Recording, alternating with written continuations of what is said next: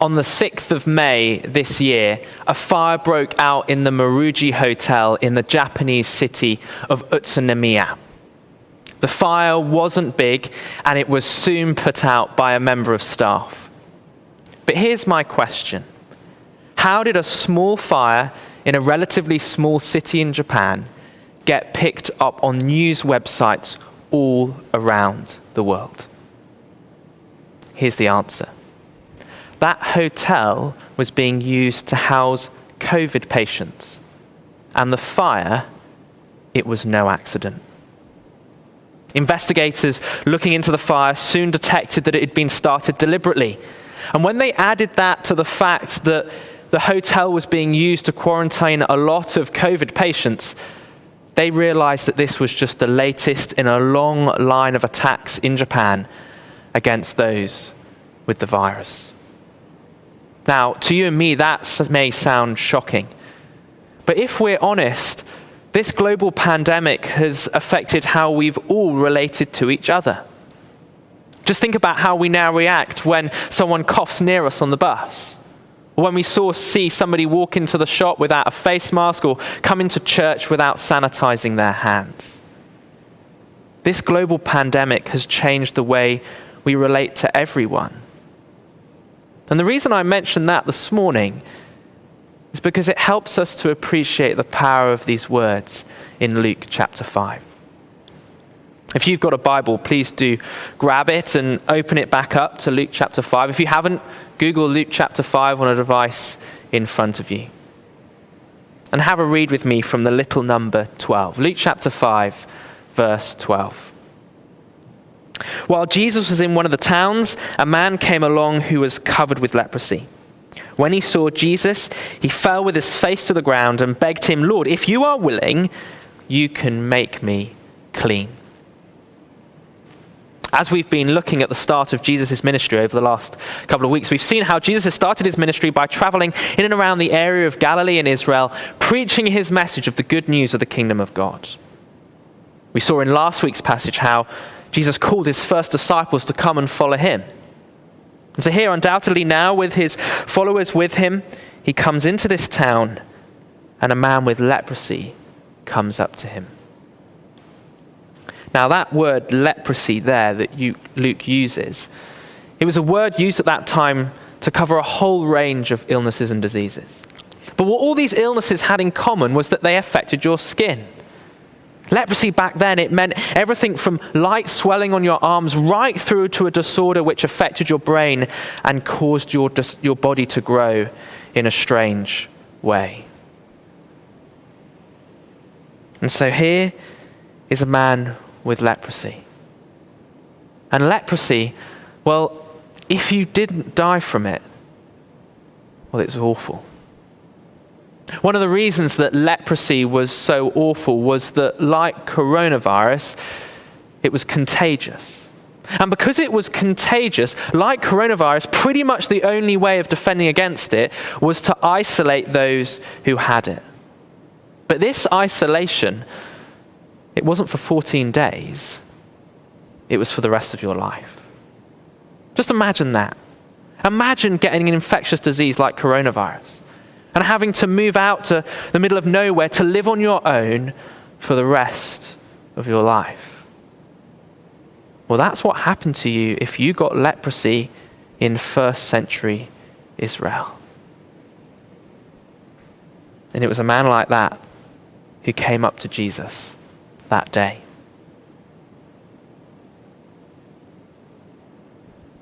If you got leprosy in the first century, you lost everything. You lost your work. You lost your family. You lost your friends. You lost your home. You even lost your dignity and your self-respect. And it was a man like that who came up to Jesus and said, "Lord, if you are willing, you can make me clean."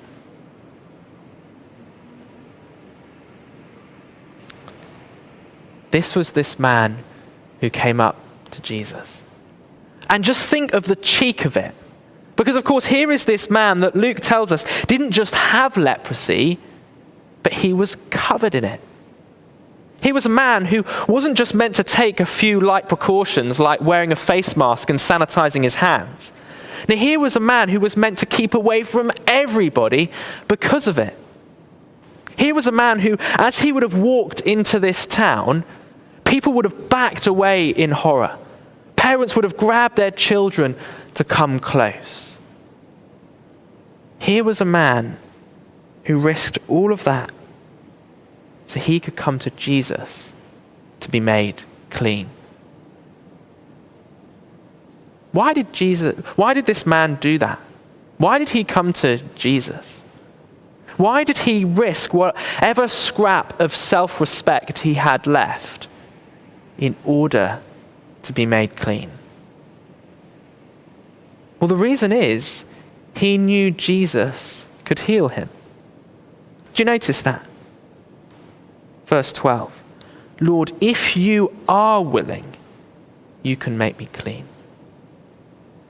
As this man came to Jesus for healing, the question running through the man's mind was not whether Jesus could heal him, but whether he was willing. This man would have heard of Jesus' reputation. He would have heard about his powerful preaching. He would have heard about his amazing healing. And so the only question as this man came before Jesus was whether he wanted to heal him. And so in great humility, this man threw himself down before Jesus, put his face to the ground, and begged him, Lord, if you are willing, you can make me clean. If you had been there that day, you would have been able to cut the atmosphere with a knife. Because of course, everybody there would have heard about Jesus' reputation. Some people were saying that he was a rabbi. People were saying that he was a prophet sent by God. Some perhaps were beginning to think whether Jesus was something even more. How was Jesus, this hot young preacher, going to react? What was he going to do? Well, if you'd been there, you would have never have guessed what Jesus did next. Verse 13. Jesus reached out his hand and touched the man. Can you believe that? Jesus reached out and touched the man. That was something that you were never, ever meant to do. It didn't matter if you were a priest. It didn't matter if you were a doctor. Whoever you were in first century Israel, you never touched someone with a contagious disease like leprosy. But here we see Jesus in all of his compassion. Here we see Jesus in all of his care. And as he reached out and touched the man, he said, I am willing, be clean. And immediately the leprosy left him. Immediately this man was healed. He had new skin from head to toe. In a few minutes, we're going to think about what this healing would have meant for the man. But I want us just for a second to just think about what we see of the Lord Jesus here. Because just think about life normally. In life normally, if someone touches somebody contagious, well, the contagious thing comes onto the person that's clean. That's how life works, right? That's why we're caught in this global pandemic at the moment. But here in this passage, we see for the first time in history, somebody touch somebody contagious, and their cleanness makes the other person well. I don't know about you, but when I talk to people about what they think about God, often I just get the impression that they think that if God does exist, if he does exist, he's just not that interested in us. Sure, he may or may not have created us at the beginning of time, but he's just moved on to bigger and better things now. Maybe like a child who's made a fabulous structure out of all the leftover recycling around the house. For the first couple of days, it's pride of place in the bedroom. But soon, there are new things to play with. new creations that have been made. And that intergalactic space rocket with extra planet boosters, well, it's soon put in a corner, left to just gather dust. Do you ever feel like that? Do you ever think of God like that? That he's just moved on to bigger and better things? That he's just put us in a corner and we're now left gathering dust? Because the thing is, if we think like that at the best of times, we certainly do when we're experiencing pain and suffering. When we're entering a second lockdown. But here's the thing we see this morning. That God isn't like that. Here is Jesus, God in the form of a man. And what do we see? We see that he's interested. We see that he cares.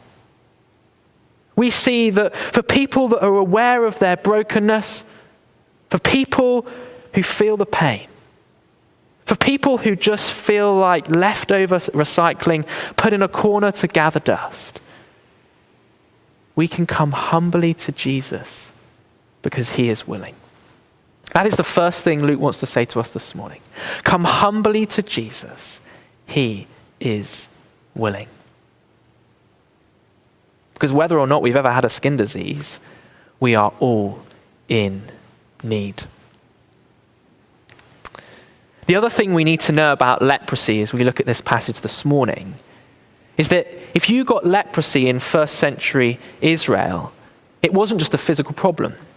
That was much more than that. If you got leprosy in first century Israel, you were also seen as being spiritually unclean.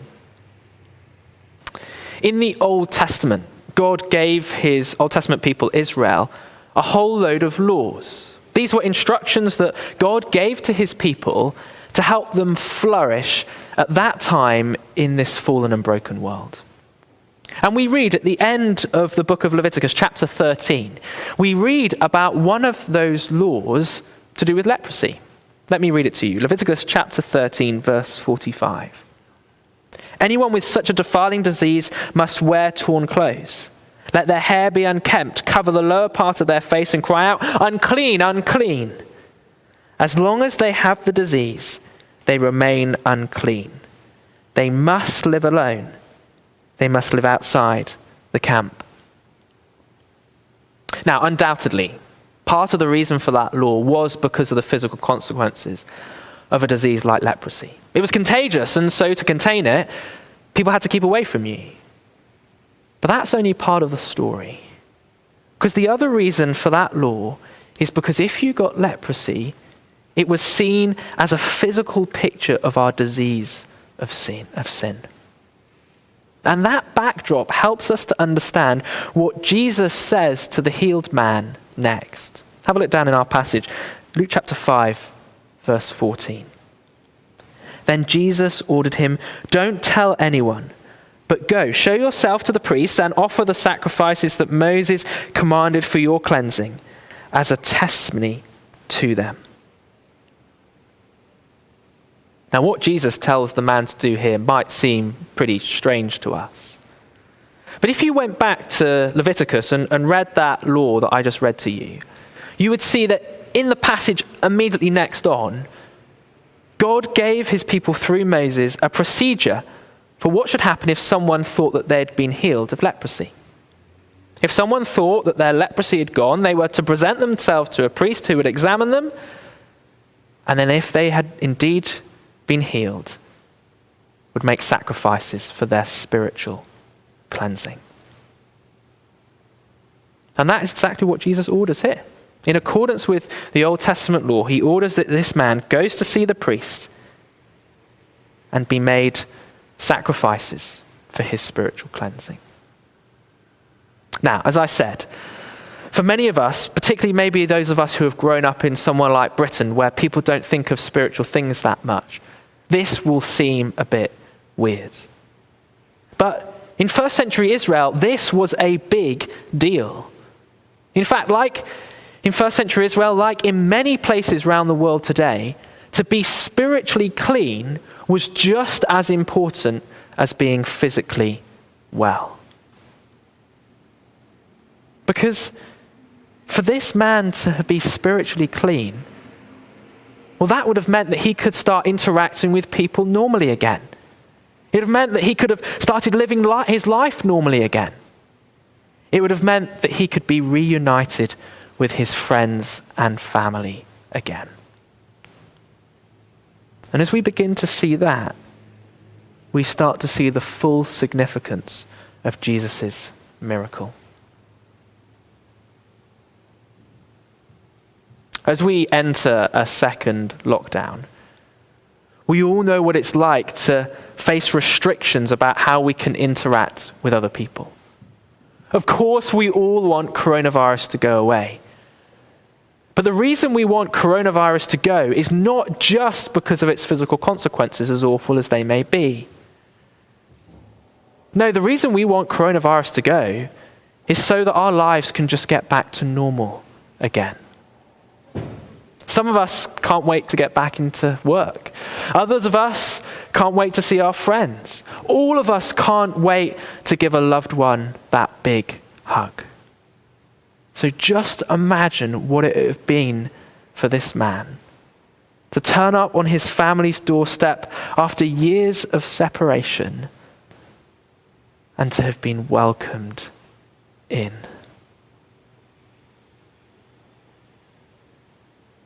Whoever you are this morning, that is nothing less than what Jesus offers you. Only Jesus can bring us God's healing. Only Jesus can make us whole. Only Jesus can bring us spiritual cleansing. And so that's the second thing Luke wants to show us this morning. Come humbly to Jesus. He brings God's cleansing. I think one of the reasons that so many of us feel like forgotten pieces of recycling is that as we go through life, we experience suffering. We experience difficulty. I don't know if you've noticed, but so often as we go through life and experience suffering, often our response is selfishness. It's sin.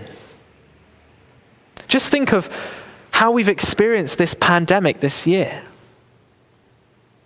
Just think about what happens when you hear that someone you know has been tested positive. Well, how do you respond? Well, if you're like me, you think, oh, that's a shame. Oh, hang on, wait. Have they contaminated me? Or we think about all those restrictions that are still on us. We know that we should still keep a safe distance from other people. We know there shouldn't be any household mixing. But what's our reaction? So often it's to make excuses, to come up with justifications. After all, what harm's it going to do? And when the government introduces a second lockdown for 4 weeks, and then we go on BBC News and hear that actually if they'd listened to their advisors earlier, it might not have been 4, it could have been 2. How do we respond? Isn't it to moan? Isn't it to complain? The disease of coronavirus has revealed the spiritual disease in our hearts. And that means we're all in need of spiritual cleansing. When I was reading about that fire in Japan on the 6th of May, it was really interesting. I was reading what different people in Japan had said about it, and it was really interesting what one of the analysts at one of the really big research centers in Japan had said about it, trying to explain what had prompted somebody to set fire to a hotel full of COVID patients. He said this, listen to these words. It is, unfortunately, human nature. I think that people are tired of the stress surrounding this disease. They are tired of their routines being disrupted, of not being able to go shopping, to restaurants, to see friends or family. And for some people, it's enough to make them snap. That's you and I right there, isn't it? If we're honest with ourselves, who here, as we've gone through this pandemic, hasn't seen just selfishness and sin just flow out of their hearts? The disease of coronavirus has revealed the even deeper infection of spiritual uncleanness in our hearts. And that means we all need cleansing. We all need cleansing. Come humbly to Jesus, Luke tells us.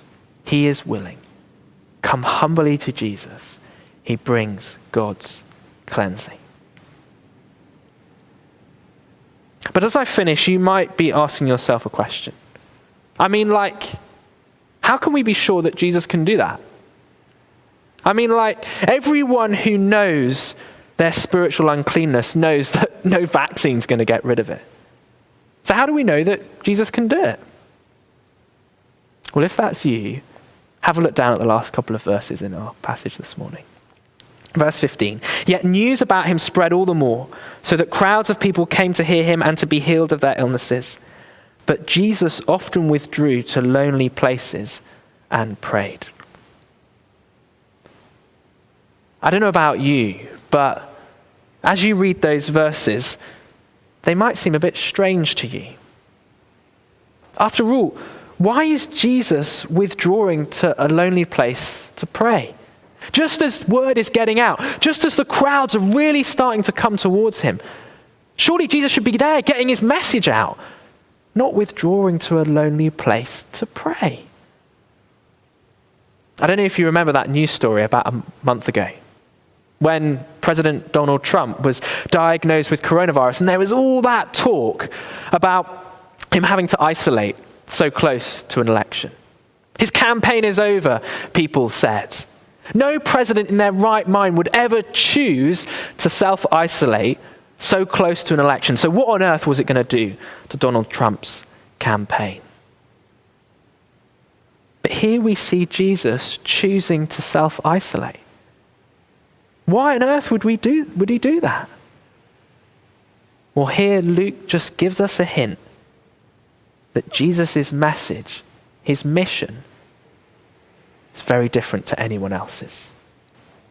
Jesus' mission is not like a president or a politician. It's not like a political activist or a YouTube star. No, Jesus' mission is ultimately different. And I can tell you, for spiritually unclean people like you and me, that is really good news. As you go on reading through Luke's gospel, you see that this is not the only time Jesus does this. Luke tells us Jesus often withdrew to lonely places and prayed. And what's really interesting is when you see Jesus do this, because it seems that Jesus does this just before key moments in his ministry. We see that here. So far, Jesus' ministry is just going so well. If you and I were writing it, we couldn't have written it better ourselves. People are thinking of his amazing authority as he preaches. They're being thrilled by his healing. But in the next passage, the passage that we're looking at next week, we see opposition to Jesus starting to build. In the next 3 or 4 episodes that Luke records, we see opposition to Jesus slowly building. And so it seems that just before that opposition starts, here is Jesus withdrawing to lonely places and praying to his heavenly Father. And as you go on reading through Luke's gospel, maybe you'd like to try and do that this week. Read through Luke's gospel. And you see the opposition to Jesus just rank up, notch by notch. Time and time again, we see Jesus withdrawing to pray until we get to these verses in Luke chapter 22. Listen to these verses. Jesus went out as usual to the Mount of Olives, and his disciples followed him. On reaching the place, he said to them, "Pray that you will not fall into temptation."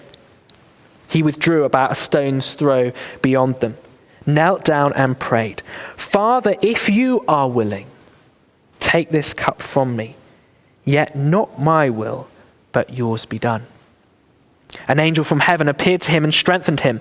And being in anguish, he prayed more earnestly, and his sweat was like drops of blood falling to the ground. Do you know what happened moments later?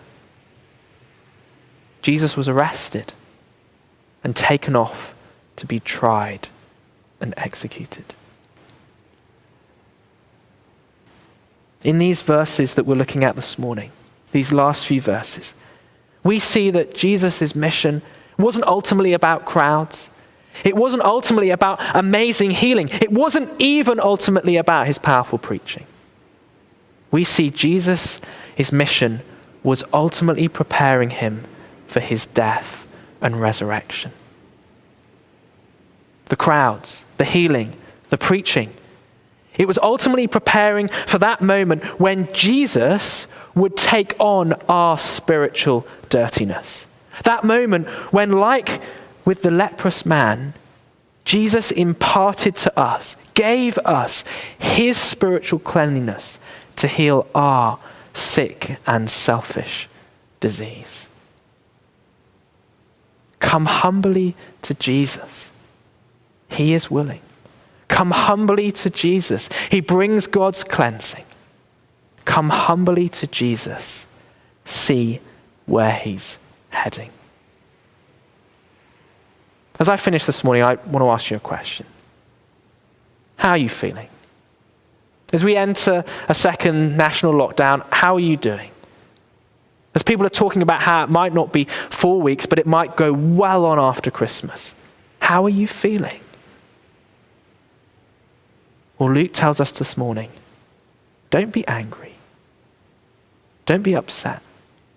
Don't even be lonely.